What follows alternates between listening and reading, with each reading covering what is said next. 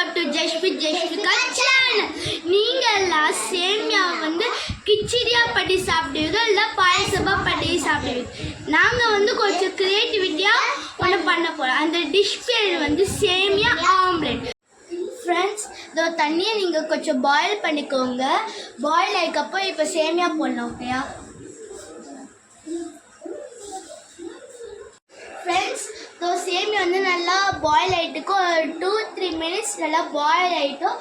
Boil ஆகிக்கப்புறம் நீங்கள் filter பண்ணிக்கோங்க.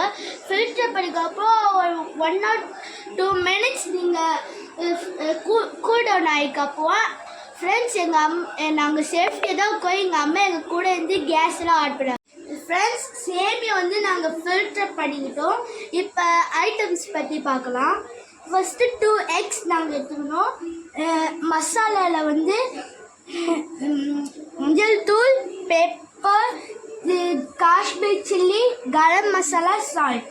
அதுக்கப்புறம் கொஞ்சம் ஆனியன் நாங்கள் வெட்டிக்கணும், கொஞ்சம் க்ரீன் சில்லி. இப்போ வாங்க மிக்ஸ் பண்ணலாம்.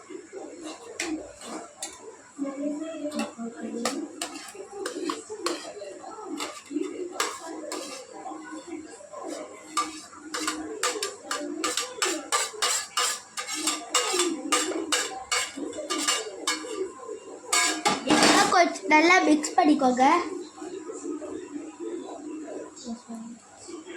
இப்போ நம்ம மசாலா ஐட்டம்ஸ் எல்லாம் போட்டுக்கலாம். மிக்ஸ் நல்லா வெள்ளை படுங்க. இப்போ நம்ம தலைவரை எடுக்கலாம்.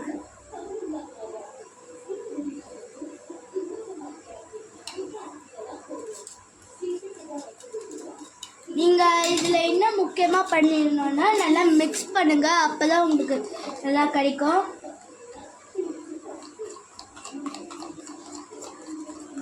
இப்போ வாங்க பேனில் போடலாம்.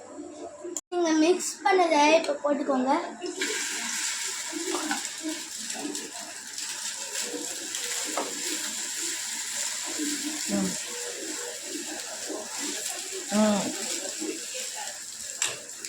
இப்போ கொஞ்சம் ஆயில் போட்டுக்கோங்க. நீங்கள் அதிகமாக ஆயில் சாப்பிடக்கூடாது.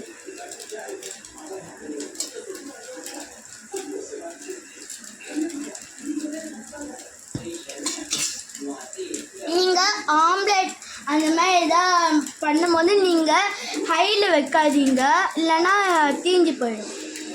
நீங்கள் மிக்ஸ் பண்ணது இப்போ இது கோல்டன் 2 சைட் நீங்கள் கோல்டன் ப்ரௌனாக ஆகிக்கப்புறம் நீங்கள் இதை பிரேக்ஃபாஸ்ட்டாகவும் சாப்பிட்லாம், இல்லைன்னா நீங்கள் ஸ்நாக்ஸ் டைமில் கூட சாப்பிட்லாம்.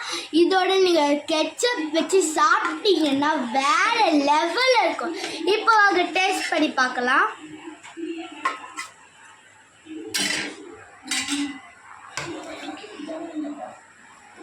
கொஞ்சம் பீஸ் எடுத்துக்கலாம். ரொம்ப சூடாக இருக்குது, எடுக்கும் போது நீங்கள் ஜாகிரதையாக இருக்கும். செம்மையாக இருக்குது. நீங்கள் இதோட கெச்சப் சாப்பிட்டீங்கன்னா வேற லெவலாக இருக்கும். உங்கள் வீட்டில் ட்ரை பண்ணி பாருங்கள். பிடிச்சிருந்தா கமெண்ட் பண்ணுங்கள். ப்ளீஸ் ஃப்ரெண்ட்ஸ், எங்களுக்கு சப்ஸ்கிரைப் பண்ணுங்க, ஷேர் பண்ணுங்க. பாய்.